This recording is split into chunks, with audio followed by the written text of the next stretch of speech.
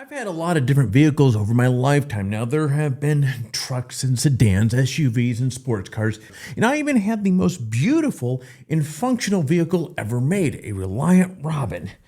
Yeah, player status, bling bling. Did you eat a lot of paint chips when you were a kid? Well, maybe not. Now, you might not know this about me either, but years ago I had an automotive-focused company with my brother that turned into one of the largest online Corvette communities in the world. The point is that my love for vehicles goes way back, and I can't get enough of driving different vehicles, talking to vehicle enthusiasts, and learning more about how different types of vehicles work. So that got me thinking, why don't I do a video about a all-important topic that comes up quite often for overlanding and off-road enthusiasts? And that is, what is the difference between four-wheel drive and all-wheel drive? Now, I just so happen to have a four-wheel drive Jeep and a all-wheel drive Tesla. So, man, let's mount up and take these bad boys out for a spin and learn a little bit about these different systems. Four-wheel drive is a part-time system. Now, when I'm cruising around town in my Jeep Gladiator, 100% of the torque goes to its rear wheels. Now, this is perfectly fine setup for city driving, but when I want to escape city life and do some off-roading, I have to gauge the four-wheel drive system using a shift lever. Once this is done, my truck splits the torque between the rear wheels and the front wheels. Now, this is advantageous for off-roading, driving the snow, mud, and so forth. All right, before we go jumping into the all-wheel drive aspect of this video here, a little clarification. See, the only reason I'm driving this Tesla here, the reason why I went with the Tesla to begin with, is when fuel prices were shooting above $8 a gallon out here, this was the electric vehicle that I could get the soonest. So in a video like this, honestly, it's boring as hell. And so let's imagine for just a moment here that rather than this being a Tesla, let's imagine for a moment we converted this into a fire-breathing all-wheel drive buggy.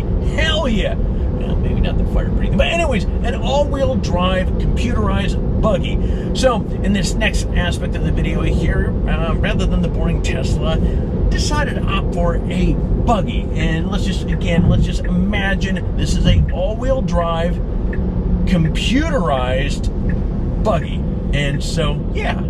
Now, all-wheel drive, on the other hand, is on all the time. So rather than you deciding where and how the power is transferred to the wheels, the vehicle's computer decides for you. As I'm running errands around town in my Tesla, the power is mostly going to the rear wheels, which this gives me the best fuel efficiency. However, if the roads were to suddenly become wet, icy, or snowpacked, the car will automatically transfer the power to all four wheels. Now, this gives the car a much better grip on the road and improves the ability to navigate difficult driving conditions. Now, when we compare four-wheel drive and all-wheel drive, front-wheel drive performance on slick roads, you can see how all-wheel drive systems can be helpful since the power from the vehicle seeks the path of least resistance, and it can lead to wheel spin in two-wheel drive vehicles, which in turn prevents the vehicle from moving forward. But four-wheel drive is often superior for off-road situations because it's up to you to put it in four high or four low as you see fit.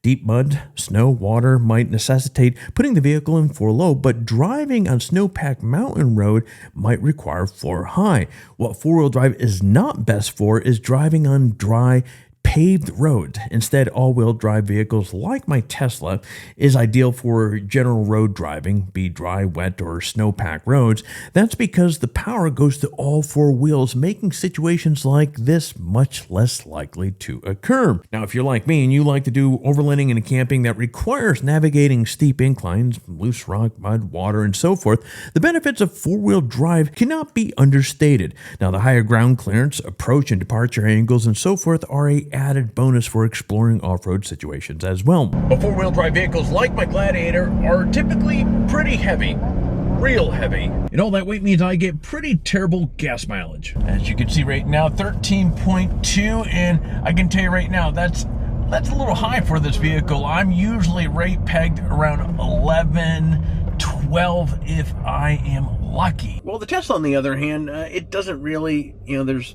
pump gas in it, obviously, and so this is, here's what I'm paying right now for a kilowatt, 37 cents per kilowatt, and you can see what it cost me there. But anyways, despite having to carry around the extra weight of its all-wheel drive system and technically the batteries, it's still a much better daily driver, to say the least.